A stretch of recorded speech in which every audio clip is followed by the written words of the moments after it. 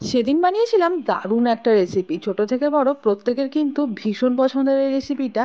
আর আমি যেভাবে বানিয়েছিলাম সেভাবে বানানো যেমন সোজা, সেভাবে কিন্তু বানালে প্লেটে একটাও পড়ে থাকবে না, প্লেট এক নিমেষেই খালি হয়ে যাবে। আর এটা বানাতে যেমন সোজা, সেরকম কিন্তু খেতেও ভীষণ সুন্দর হয়। হ্যাঁ, একদম ঠিকই গেস করেছেন, আমি সেদিন বানিয়েছিলাম চিকেন স্যান্ডউইচ। তার সঙ্গে ছিল একটা ছোট্ট টুইস্ট, যেটা ভিডিওটা দেখতে দেখতে কিন্তু আপনারা বুঝতেই পেরে যাবেন। নমস্কার সকলকে, আমি অর্চিতা, অর্চিমিট রেসিপি মার চ্যানেলে আপনাদের সকলকে স্বাগত জানাই নতুন একটা রেসিপির সাথে। আশা করি সকলেই খুব ভালো আছেন। দেখে নিন আজকের রেসিপিটা। চিকেন স্যান্ডউইচ বানানোর জন্য কিন্তু চিকেনটাকে প্রথমে ভালোভাবে সিদ্ধ করে নিতে হবে। তাই আমি এখানে একটা কুকারের মধ্যে অল্প একটু বাটার আর একটু তেল দিয়ে সেটাকে খুব ভালোভাবে গরম করে নেওয়ার পরে দিয়ে দিলাম আগে থেকে এরকম ছোট ছোট করে পিস করে রাখা চিকেনগুলো। চিকেনগুলোকে কিন্তু কয়েক সেকেন্ডের জন্য ভালোভাবে তেলের মধ্যে এরকম নাড়াচাড়া করে ভেজে নিতে হবে। আসলে চিকেনটা সিদ্ধ করার সময়তে বাটারটা দিলে খুব সুন্দর একটা ফ্লেভার আসে। চিকেনটা 1 মিনিটের জন্য ভালোভাবে ভেজে নেওয়া হয়ে গেলে আমি এখানে দিয়ে দিয়েছি হাফ চা চামচ পরিমাণে নুন আর গোলমরিচ গুঁড়ো, আর 1 মুঠো পরিমাণে সুইট কর্ন। সুইট কর্নটা আমার ঘরে ছিল বলে আমি দিয়েছি, এটাতে খুব সুন্দর একটা চিকেন স্যান্ডউইচের ফ্লেভারটা আসে, তাই দিয়েছি। যদি আপনাদের না থাকে আপনারা স্কিপ করতে পারেন। আর তার সাথে দিয়ে দিয়েছি 3 থেকে 4 কোয়া রসুন থেঁতো করে। এবারে সমস্তটাকে ভালোভাবে বাটারের সঙ্গে এরকমভাবে মিক্সড করে নিতে হবে, এবং তারপরে দিয়ে দেবো এখানে ওই 1 কাপ পরিমাণে জল।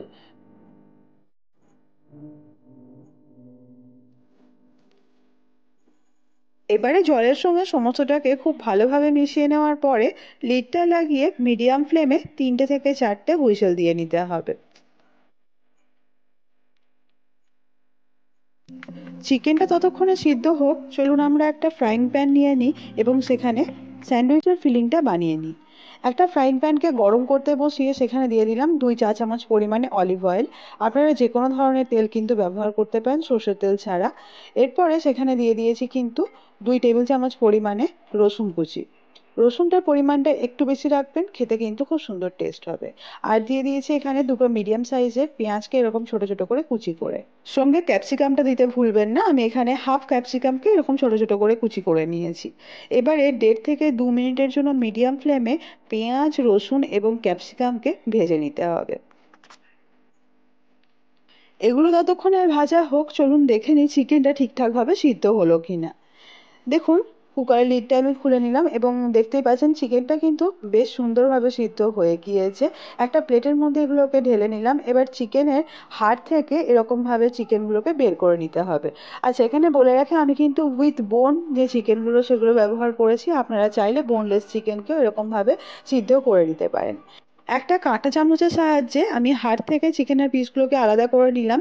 এবার একটা গ্রাইন্ডার নিয়ে এই যে আলাদা করে নেওয়া চিকেনের ছিবড়েগুলো, এগুলোকে কিন্তু আমি ভালোভাবে পেস্ট করে নেব। আমি যখনই চিকেন স্যান্ডউইচ বানাই চেষ্টা করি চিকেনের এই অংশগুলোকে ভালোভাবে গ্রাইন্ড করে নিতে। এর ফলে খেতে কিন্তু বেশ সুন্দর লাগে। আর দেখুন, এখানে চিকেনের পেস্ট তৈরি হয়ে গিয়েছে। অন্যদিকে প্যানে কিন্তু পেঁয়াজ, রসুন এবং ক্যাপসিকামটাও ভালোভাবে ভেজে নেওয়া হয়ে গিয়েছে।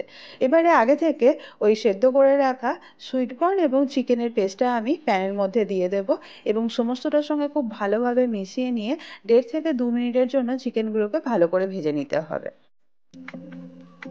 স্যান্ডউইচের ফিলিংটাতে একটু জুসি ভাব আনার জন্য চিকেন সিদ্ধর সময় যে স্টকটা আমরা পেয়েছিলাম সেই স্টকটা একটুখানি দিয়ে দিলাম প্যানের মধ্যে, এবং তারপরে সমস্তটাকে ওই চিকেনের স্টকের সঙ্গে মিশিয়ে নিতে হবে। তাহলে বেশ সুন্দর সফট জুসি একটা ভাব আসবে। তো এই মুহূর্তে আমি দিয়ে দিলাম এখানে হাফ চা চামচ পরিমাণে গোলমরিচ গুঁড়ো এবং স্বাদ অনুসারে নুন। এবারে নুন আর গোলমরিচ গুঁড়ো দিয়ে খুব ভালোভাবে সমস্ত ফিলিংটাকে মিশিয়ে নিতে হবে। যখনই দেখবেন সুন্দরভাবে সমস্তটা মিশে গেছে, তখন গ্যাসের ফ্লেমটা অফ করে দিতে হবে এবং এটাকে ঠান্ডা করার জন্য রেখে দিতে হবে। মোটামুটি 15 থেকে 20 মিনিট রাখলে এটা ঠান্ডা হয়ে যাবে। অন্যদিকে একটা মিক্সিং বোলের মধ্যে নিয়ে নেব 2 টেবিল চামচ পরিমাণে মেয়োনিজ, এবং তারপর দিয়ে দেবো 1 টেবিল চামচ পরিমাণে hot and sweet tomato garlic sauce. আর আপনারা চাইলে শুধুমাত্র টমেটো কেচাপই এখানে ইউজ করতে পারেন। এরই সাথে 1 চা চামচ পরিমাণে অ্যাড করব শেজওয়ান চিলি গার্লিক সসটা। তবে এটা অপশনাল, চাইলে দিতে পারেন অথবা স্কিপ করতে পারেন। পুরোটাকে খুব ভালোভাবে মিশিয়ে নিতে হবে।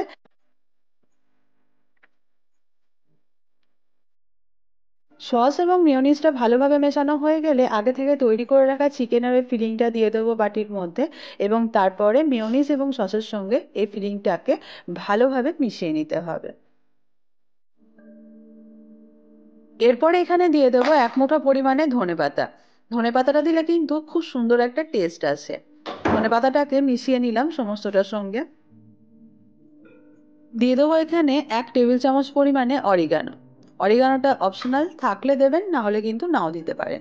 অরিগানোটা কিন্তু চিকেন স্যান্ডউইচের মধ্যে দিলে খুব সুন্দর একটা টেস্ট আসে এবং ফ্লেভার আসে।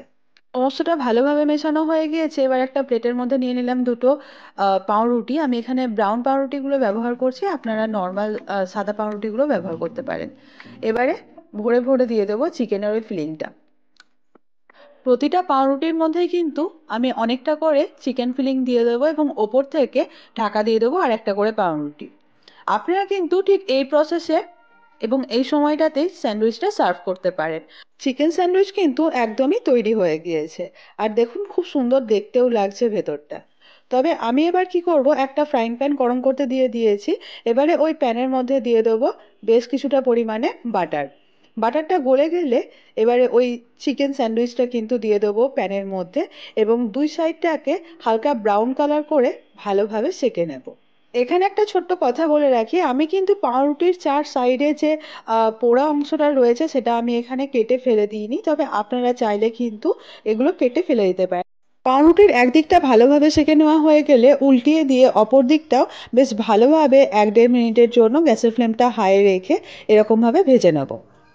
আর দেখতেই পাচ্ছেন স্যান্ডউইচটা কিন্তু দুই দিক থেকে খুব সুন্দর একটা কালার চলে এসছে। এই মুহূর্তে গ্যাসের ফ্লেমটা অফ করে দেবো এবং নামিয়ে নেব। এবারে কোনাকুনি কেটে নিতে হবে এবং দেখুন আমাদের চিকেন স্যান্ডউইচ কিন্তু একদমই তৈরি হয়ে গিয়েছে। ভিডিওটা এতক্ষণ পর্যন্ত যখন দেখেছেন তার মানে নিশ্চয়ই বুঝতে পেরেছেন চিকেন স্যান্ডউইচ বানানো ঠিক কতটা সোজা। এই একই প্রসেসে কিন্তু আমি বাকি স্যান্ডউইচগুলো বানিয়ে নিয়েছি এবং আপনাদেরকে দেখাচ্ছি। দেখতেই পাচ্ছেন ভীষণ সুন্দর লাগছে আর আপনারা বিশ্বাস করবেন না, খেতেও কিন্তু অসাধারণ হয়েছিল। বাড়িতে চিকেন থাকলে বেশিরভাগ সময়ে কিন্তু আমি এরকমভাবে চিকেন স্যান্ডউইচ বানিয়েই থাকি। তাই আপনারাও কিন্তু এই একই প্রসেসে চিকেন স্যান্ডউইচ একবার বাড়িতে ট্রাই করবেন। কথা দিচ্ছি খেতে কিন্তু ভীষণ সুন্দর হবে। আর আজকের রেসিপিটা ভালো লাগলে বরাবরের মতোই লাইক শেয়ার করতে ভুলবেন না। তার সাথে কোথা থেকে দেখছেন অবশ্যই কমেন্ট বক্সে লিখে জানাতে ভুলবেন না। ভালো থাকবেন, সুস্থ থাকবেন। দেখা হচ্ছে নতুন একটা রেসিপির সাথে অন্য একটা ভিডিওয়।